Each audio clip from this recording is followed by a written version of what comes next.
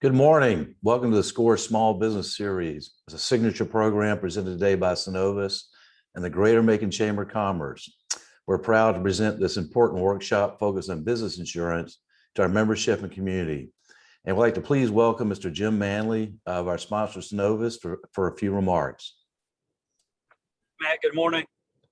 Thank you for those who took the initiative to join this morning. I'm delighted to be the sponsor of this event. A couple of quick comments. I've always had a great deal of respect for small business and entrepreneurs. I spent the majority of my 30-plus year career, while I deal as a banker with a variety of different businesses, the lion's share of that time is spent with privately owned businesses and entrepreneurs. And I've come to appreciate the courage and the risk-taking involved with starting a business, and also the acumen required to sustain it successfully. And we're just happy to be supporting it in a small way today. And I think you'll benefit tremendously with what Jenna has to say from a risk management perspective and insurance perspective with your business. Also, just wanted to thank Matt and his leadership, Andrew Eck in particular from the Chamber, Vice Chair of Small Business and Entrepreneurial Initiatives this year.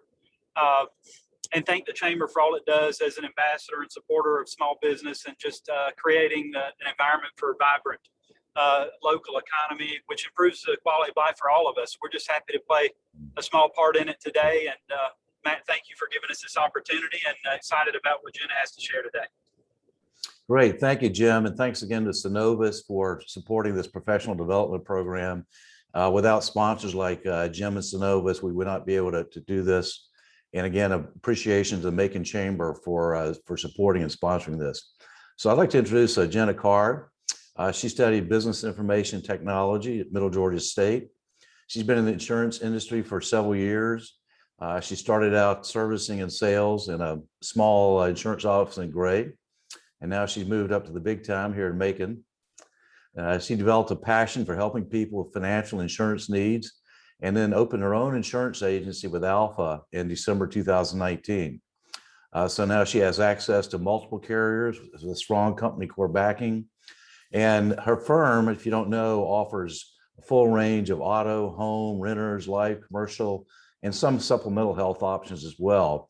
So Jenna has a broad set of perspective on what kind of insurance small business folks needs. She likes working with small business owners and getting them to help turn their dreams into reality. So thank you again. So Jenna, I'm going to turn it over to you. And if you have any questions, please put them in the preferably in the chat box at the bottom of your screen there. But we'll be monitoring the chat box, and as questions come up, we'll be asking Jenna to comment on them. So Jenna, thanks again. I'll turn it over to you. Awesome. Thank you so much, Matt. Good morning, everybody. I want to say thank you to the Chamber for having us on. We are super excited to kind of dive into this and go over some topics about small business insurance. Especially during these unprecedented times, I think it's important to know what kind of coverages you need and what your business insurance covers. So we'll kind of dive right into it. I'll go ahead and share my screen. Give me just a few seconds to get that pulled up. Let's see.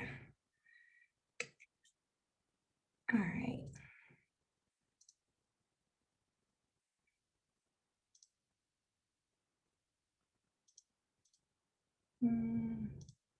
Matt, how are we looking? We good?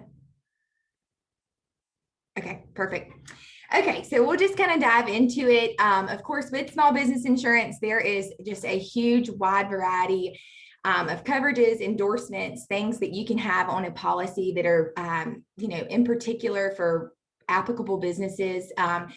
You'll hear me stress this a lot on this call. It is very important to have a local agent that can really dive into your business and the uniqueness of it to make sure that you have coverage that is fitting for that. So you'll probably hear me repeat that several times. That is why.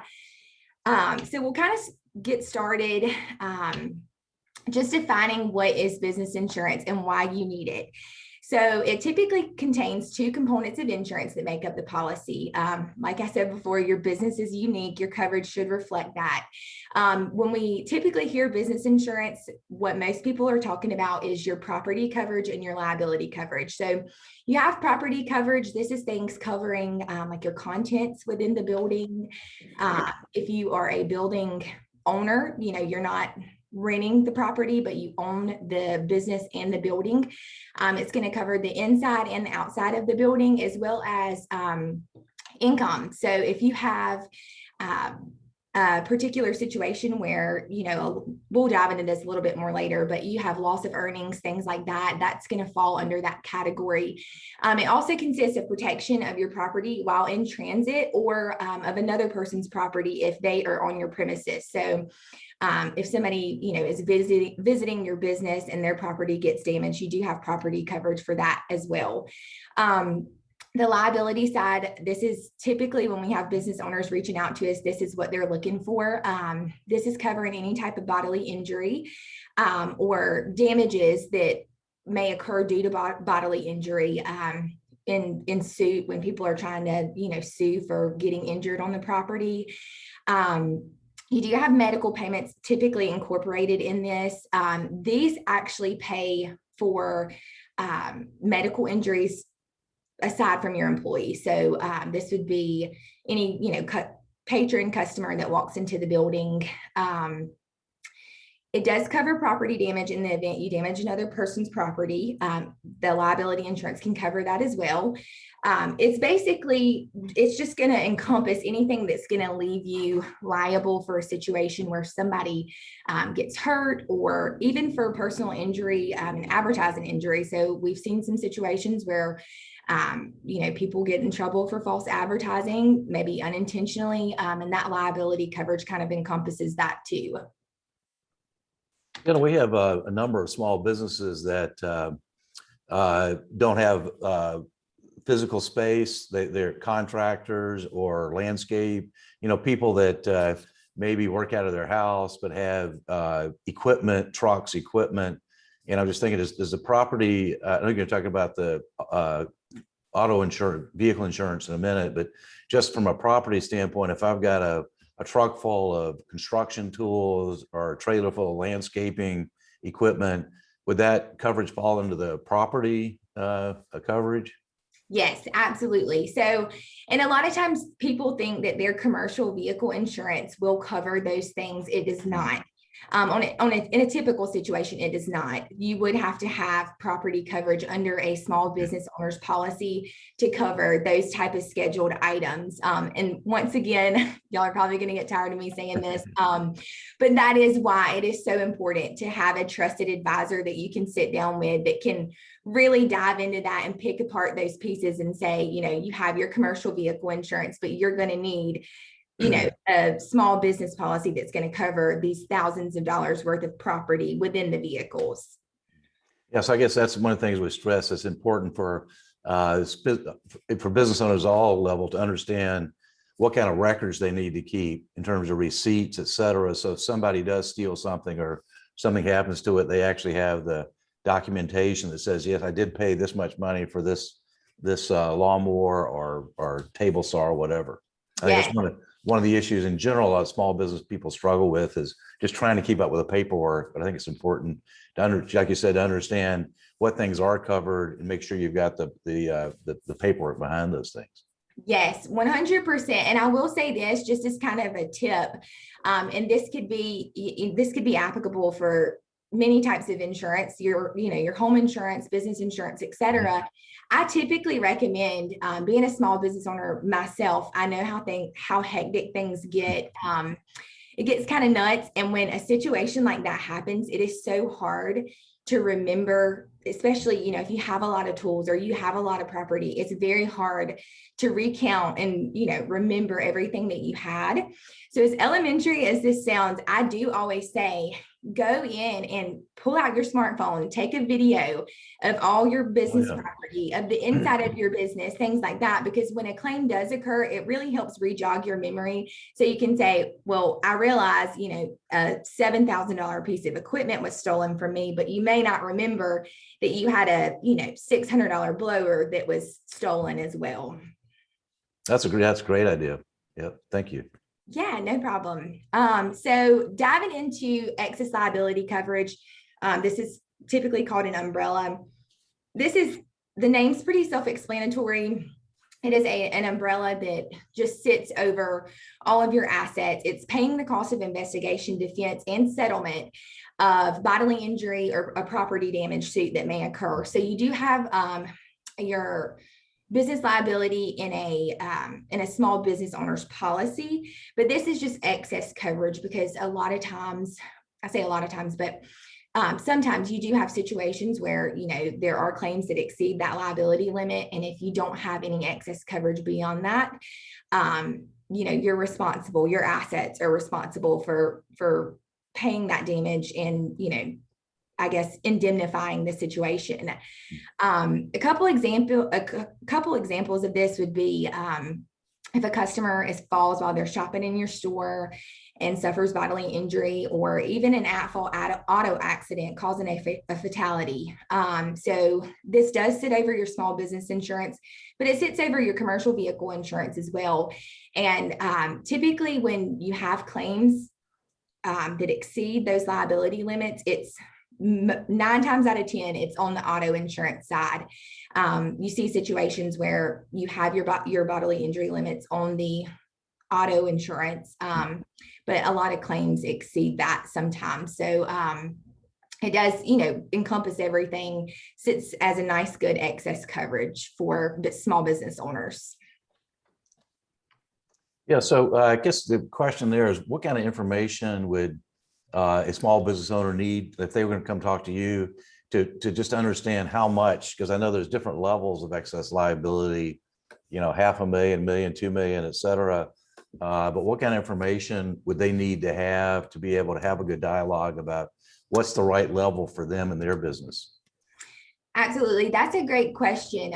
So once again, when you sit down with a local advisor and you're talking with them, and you just you're looking at the gross assets of the business, we really try to sit down with customers and help them figure that number out just by asking the right questions, sitting down with them, trying to figure out how much, real property they have, how much liquid property they have, things like that, to come up with a specific number for each person. So it does vary a lot. Right. And it's really just a conversation that we try to have one-on-one with small business owners to see where they are at financially, to be able to protect that, wholly. Yeah. Good. Yeah. And then we have a question, and then it's interesting, I guess it's timely with the gas situation, but we got a question about what about, IT or cyber related things? Let's say ransomware. Let's say that, I've got a small retail business and somebody hacks into my point of sale system and locks it up and says, you got to pay me, $10,000 to unlock it. Does insurance cover any of that? Or how do you, if not, I guess the question would be, then we need to get the cyber experts in to explain how to protect yourself. Yes, no, and that is a great question, and it's fitting for the situation right now. There are some companies that do offer cyber attack or cyber coverage for a particular business.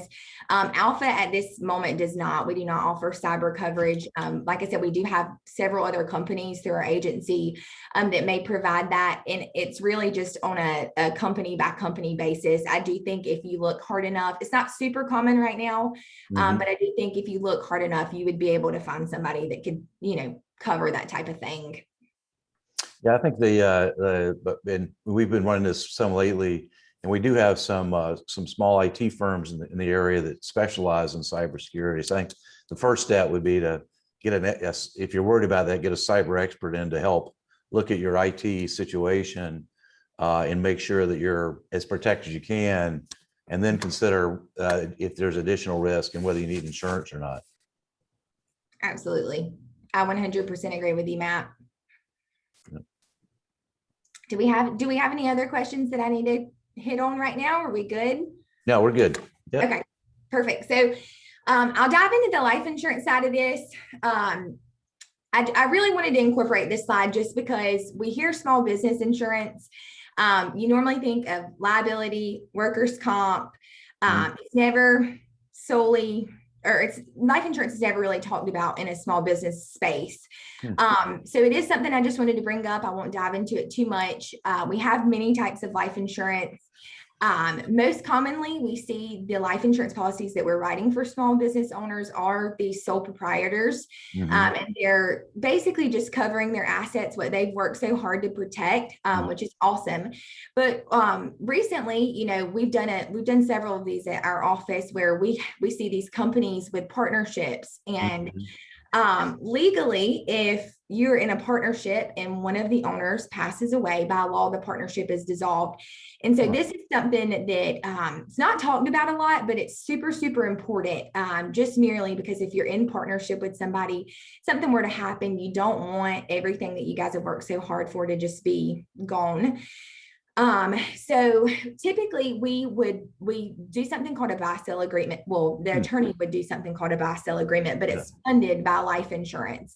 And there's a couple ways to do that. So you can do an entity purchase, which basically means that you take out 2 or 3 or however many partners there are, you take out that many policies, and you list the beneficiary as the business. And so if something were to happen, it takes care of buying you out of that portion or ownership of the business.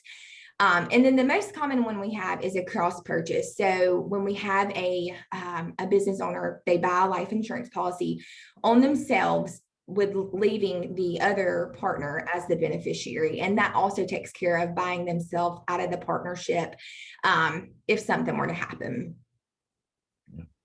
No, it's interesting. And I think you're right. Partnerships seem to be getting more popular.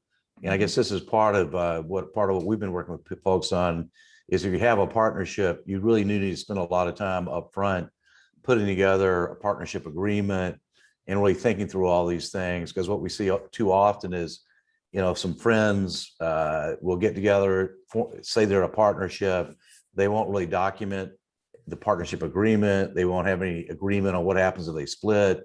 And to your point, you know, they often totally forget about thinking about how life insurance might affect the business. That's a great point. Absolutely. And unfortunately, I've seen something similar to that happen where, I mean, it's easy to set up a partnership and say that you were partners, Right.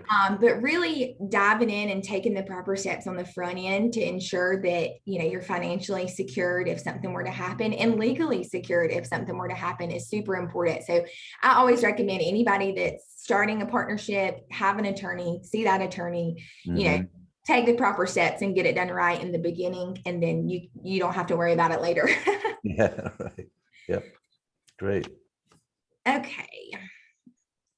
All right. And this is the slide about commercial insurance. So commercial auto insurance. So this encompasses a wide range of vehicle insurance. Typically, the most common question that we get is, do I need to have a commercial policy versus a regular or private passenger automobile insurance policy? And of course, this can be assessed on a case-by-case situation. I put in a few key points here to kind of ask yourself if you're not 100% sure. If you operate a business and your employees are using your vehicles 100%, you're going to want a commercial vehicle policy. On a food truck or a catering business, if you use your vehicle to transport goods, your contractor that carries tools in your vehicle, if you are, you know, transporting goods or services, we see a lot of home health nurses right now that transport patients. Anything like that is going to need to be rated under a commercial vehicle insurance policy. And we get a lot of stigma behind the commercial vehicle insurance because the first thing people say when they call is, oh, well, I don't want my insurance to go up. I don't want to be paying a ton of premium. But our commercial auto insurance rates are typically less than our private passenger rates. Of course, that is on a case by case basis and depending on what exactly you're doing. But it is very inexpensive. You're making sure that you're covered correctly. And once again, just sitting down with a local agent and really diving into your assets and what you need to protect as a business is going to help you figure out the exact coverages that you need on a commercial auto insurance policy. And what about if, let's say I rent a truck? So, I might have a special event or a big project or something. So I need to rent a truck for a day or a week. Would the commercial insurance cover that, or would I need to pay the rental company their kind of day rate for extra insurance to cover that? Yeah, Matt, honestly, it would really depend on what you were using it for. And there's several different components that go into that. Like we've had people do something similar and they've tried to rent, a 12-passenger van and things like that. But there are certain stipulations that differentiate it from being covered under a commercial vehicle insurance policy versus having to buy rental insurance through a company. So it would really just depend on the particular situation and the exact specifics. If you're using it, if you're just borrowing a truck, you're using it one day, maybe your truck's out of commission, yes, your insurance will extend to that. But if it's going to be like a 12-passenger van and you're driving, multiple people, typically you'll just go through the rental company for it. Yeah. And I guess there's kind of also the middle is if you lease a vehicle as opposed to owning it.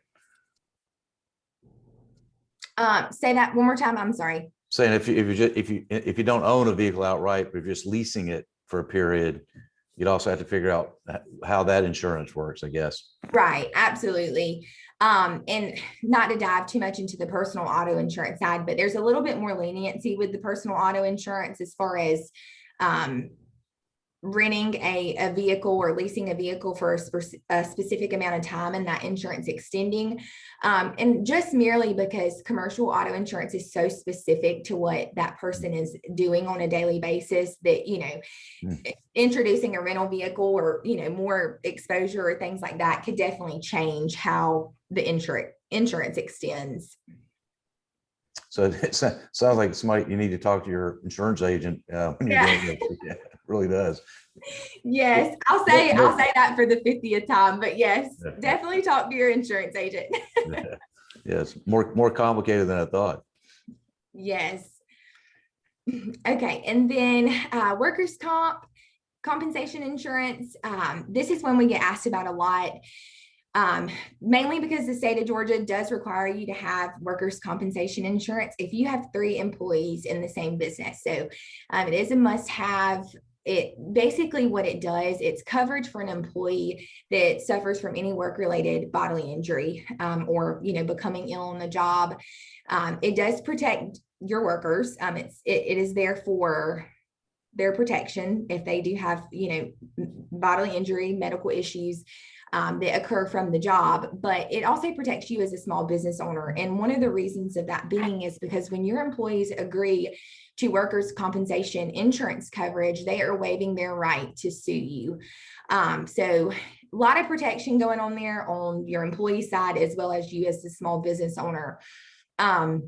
We get a question a lot that says what's covered under the workers' compensation insurance. This could be injuries, of course, that occur in the scope of the employee's job. Repetitive stress injuries. So most commonly, this is like carpal tunnel from people that, work with their hands a lot and have, damaged their hands because of their job. Mm-hmm. Illness, lung issues associated with exposure. There was, a big asbestos thing going around several years back. Things like that are going to fall under that category. Medical expenses, of course, and rehabilitation costs for work-related injuries. Disability coverage that is caused by a workplace injury. So if something were to happen and, the employee is out of work for a specific amount of time or maybe can't go back to work, that coverage does apply. And then another thing that a lot of people don't know is death benefits to families. So Hmm. if there is a workers' compensation insurance claim and, the injury results in death, that does typically, depending on the type of policy that you have and the coverage that you have, it does typically pay out death benefits as well. Yeah, I think one of the challenges that are on the workman comp is a lot of our small business owners use part-time help. And so I think one of the things that gets confusing is what's the definition of an employee and when do you actually have to have workman's comp? So if I have a college student coming in working 5 hours a day, or I just have a construction project, I'm going to pay somebody to help me for 3 months on the project. How do they, from an insurance perspective, what's the definition of an employee, and how do they make sure they differentiate between a true employee and a part-time worker or independent contractor? Yes. So that's a great question. Typically, it's basically the way that it works is we start out the policy and it is audited every year. So we go in, we ask about payroll, we ask about number of employees, things like that. Now you have your seasonal employees. If that does not fall within an audit period and you're not carrying workers' compensation on them, they're not considered what I would say not a permanent employee, but more permanent than being there for a season. Whereas even if you do have somebody that's part-time and they work, 30 hours a week, but you start the policy, the workers' compensation policy, and then audit comes around a year later and they're still there. Even if they're part-time, they do need to be on the workers' compensation policy. Yeah, so again, that's another one where you really have to talk to your insurance folks and make sure you understand how to classify those people. Yes, Yeah. absolutely. And I say,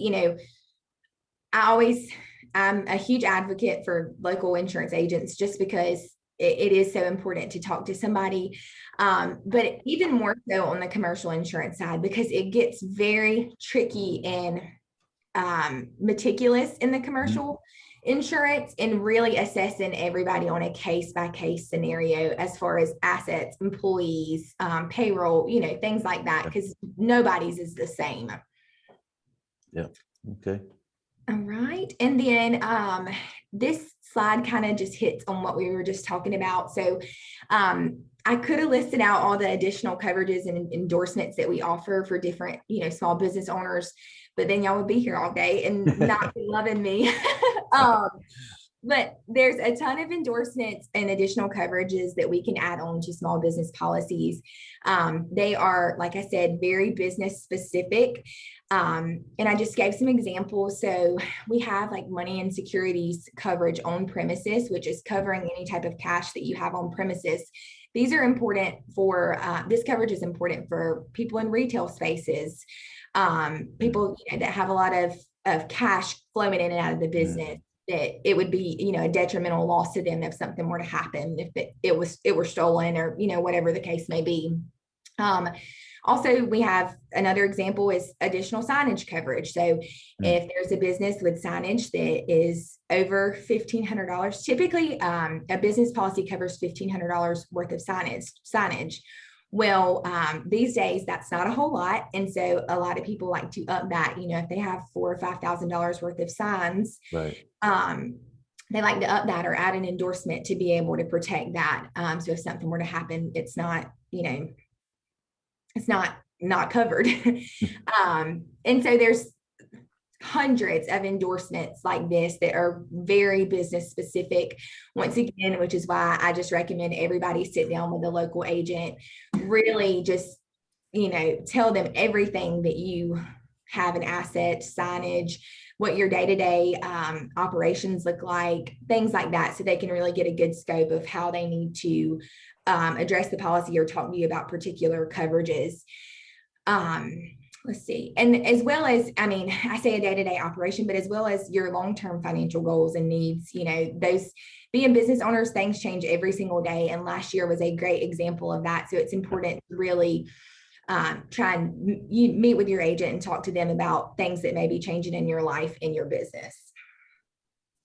And we have a question too, about uh, uh, insurance for a bed and breakfast. I guess maybe expand that to, if you talk about somebody's running a bed and breakfast as a small business out of their house, I guess that would extend to questions about if I have kind of an Airbnb kind of operation going on, Hmm. or one of these vacation rental by owners. Those, so to maybe just talk about what kind of small business coverage would I need for a bed and breakfast versus I'm doing some Airbnb stuff versus other kind of property rentals.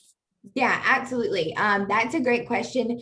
So there are specific policies. So as the world changes and these new things like Airbnbs are introduced, of course, we have to be versatile in our market and adapt to those changes. And we do have, particular policies for specifically bed and breakfasts, Airbnbs, things like that.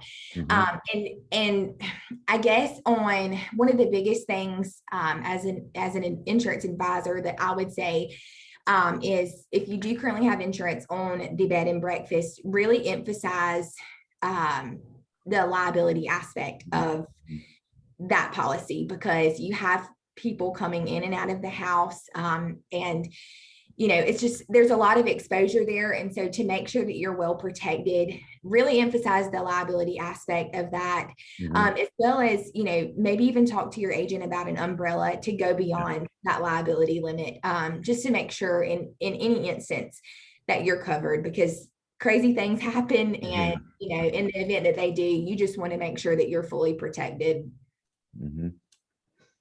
Yeah, that's great. That's a good point about the changing world of flexibility, because as the whole gig economy grows and morphs, I'm sure there'd be a lot more gray area in terms of what's a small business versus am I a contractor or employee of an Uber or something? So right. And to kind of get a little bit more specific with that,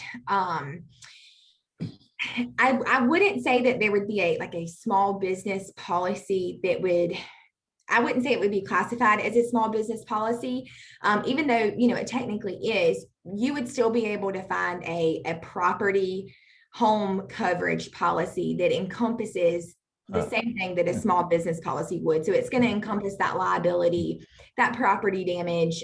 It's going to serve the same purpose. It's just going to have a rental endorsement on it versus just being a regular homeowner's policy or, or a rental homeowner's policy.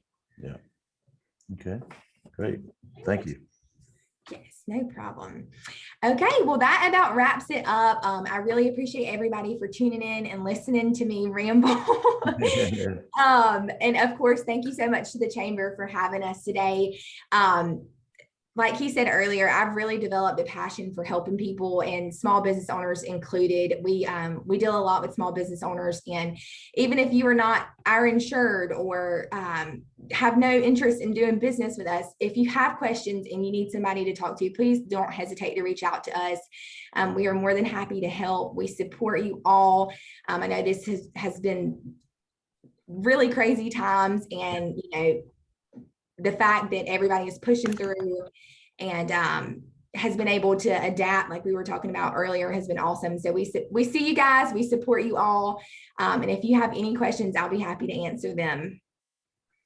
Yeah, we just had a question about whether somebody's just asking if they'll get this material. The way that works is this is being recorded and it'll be posted to the Chamber website in a couple of days.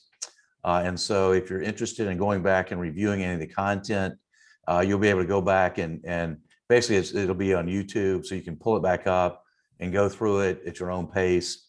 And if you have any friends or folks that you think should have seen that, let them know. We'll be also just reminding folks after that this has been recorded. And I would say, a shout out to Jenna and other small businesses. I think all of us have been bombarded with Geico ads and, all kinds of national big companies who want us to do business over the internet or phone. And, there's definitely a place for that. But what we saw, at least during the COVID, is everything from your insurance agent to your banker to your tax person, your accountant, those small businesses that had local representatives, local people they were working with, got much higher service and much more support during the COVID times than those people that were doing business with these internet companies. So I'm not saying they're bad. I'm just saying that if you're weighing whether you're going to use a local professional like Jenna or go with some big national company through internet, you really do have to weigh the service aspects. And obviously, from a chamber and a small business perspective, we love our small businesses. So the more we can support Jenna and folks like her, the better. So Jenna, thank you very much for putting together material, and really appreciate this. And like I said, this will be recorded and we'll be spreading the word if anybody missed it. So Jenna, thank you again. And thanks to the chamber. Thanks, everybody. Have a good day. Thank you very much. Thank you, Matt.